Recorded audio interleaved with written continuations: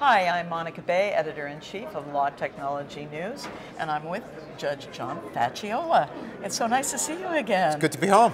And of course, I can't resist asking you about my favorite theme that you talk about, how the failure to know tech could be malpractice, and you scared everybody with threatening a new test. I hope so. Tell us about it. Well, an interview was conducted of me in a publication, not one of yours, unfortunately, called Practical Lawyer. And the question was, what's the difference in my life? And I said, I now live in a world where, as a judge, it seems that every day I have to know twice as much as I knew the day before. Wow. There's absolutely nothing static about the world with which we live. I'm noticing this in a remarkable way.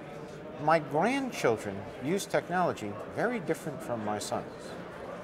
And all of this is going to have an impact because those kids are going to be entering the workforce very soon.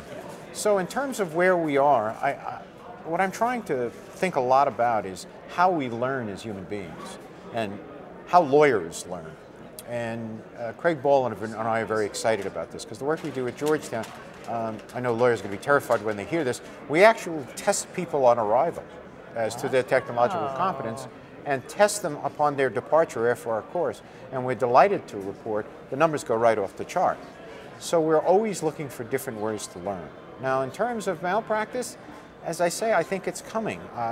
Certainly, spending the client's money unnecessarily, whether you call it malpractice or not, it seems to me that's going to invite lawsuits.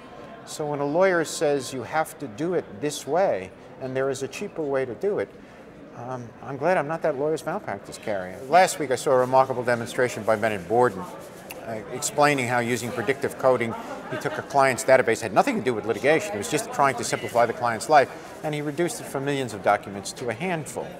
And Bennett said the great thing about this is that you're no longer the ogre who comes in and tells corporate management what they're terrified. Instead, you're telling corporate management, I can save you a lot of money and watch me do it. So that's another aspect of this, that to get rid of all the worries about this and to appreciate we have clients in a new world, these lawyers have clients in a new world, and your job is to serve them, and you've got to serve them with the technology they're using. How could you not? Lawyers have to understand and appreciate they're hitting a much more competent judiciary.